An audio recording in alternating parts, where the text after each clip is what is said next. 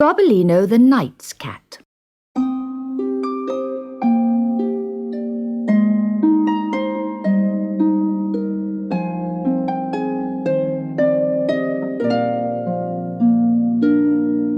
Gobbolino was sitting sadly by the roadside when he heard the clop, clop, clop of a horse approaching. A fine horse was coming along the road, but the knight who sat astride it was pale and sad.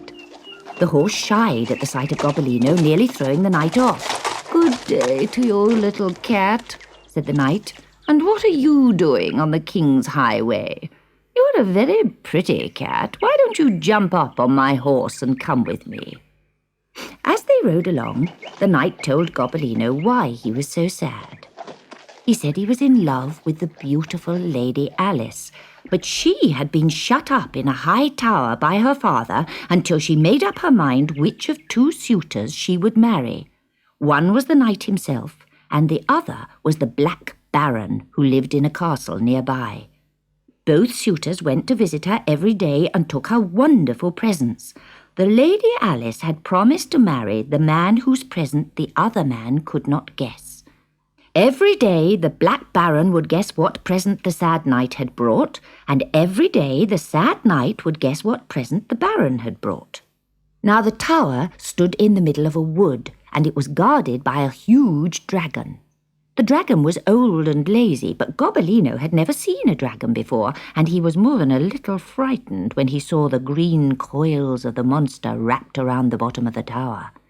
The knight, holding Gobbolino on his arm, knocked boldly on the door of the tower. The lazy dragon opened one eye and looked at them, but he did not move. Rosabelle, serving maid to the Lady Alice, ran down the stairs and opened the door. "Is my lady alone?" asked the knight. "Why, yes, sir, she is. The Baron left half an hour ago, and he brought the loveliest set of ivory balls you ever saw." Gobbolino could see now how the suitors found it so easy to guess each other's presents. The knight and Gobbolino followed Rosabelle up the stairs to the top of the tower, where the Lady Alice sat beside her spinning wheel, looking out over the forest. "Oh, what a pretty little cat," she cried. "Do let him come and sit on my lap." Gobbolino leapt onto her lap and sat there purring. "Stay with me forever, little cat," the Lady Alice whispered. "It's so lonely here in the tower, with nobody but my serving maid and the silly knight and the stupid Baron and that lazy dragon to talk to. I've never had such a pretty gift before." Sitting at the feet of the Lady Alice, Gobbolino thought that he had never been so contented before in his life.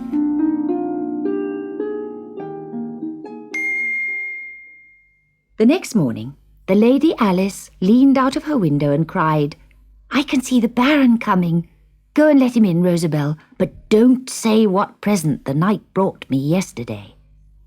Gobbolino, who knew that Rosabelle would tell the Baron about him, slipped out of the room behind her and hissed in her ear, "If you tell the Baron about me, Rosabelle, I'll turn you into gingerbread, and the dragon will eat you up." The Black Baron thundered on the tower door, and Rosabelle opened it. But she would not say a word about the knight's present.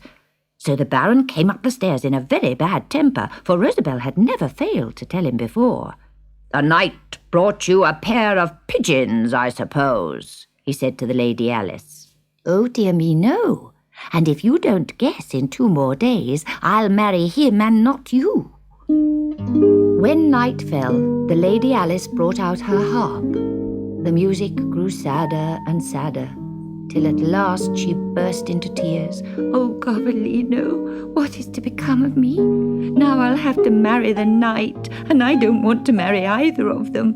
I'm in love with a noble young lord, but he went to the wars, and now my father says that I must marry one of these stupid men. What shall I do?" The Baron arrived the next morning with 5 gold coins for Rosabelle, but still she would not tell him about the knight's present. "Oh, no," she sobbed, "I dare not. The present would turn me into gingerbread and scratch me with its claws." "It's a cat," shouted the Baron, "a witch's cat."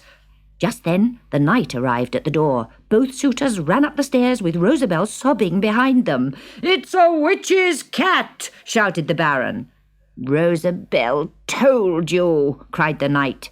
"It'll cast a spell on us all," said the Baron as he reached the top.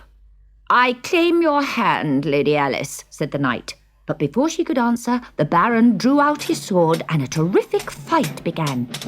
At that moment, a bugle call sounded through the forest and a horse and rider galloped towards the tower. "It's my young lord!" cried Lady Alice as she darted to the stairs. Rosabelle followed her, jumped over the dragon and ran home sobbing. But the Lady Alice ran to meet her young lover, who lifted her onto his saddle and galloped back into the forest. Upstairs, the knight and the Baron were still fighting, and with all the noise, the dragon started to wake up. The tower began to rock as he slowly uncoiled himself and stretched. Then, with a tremendous yawn, he opened his mouth and roared.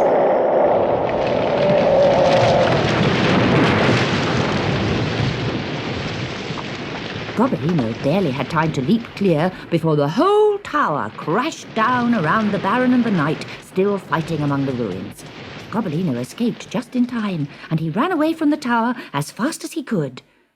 "I've been a kitchen cat, and a show cat, and a ship's cat, and now a knight's cat.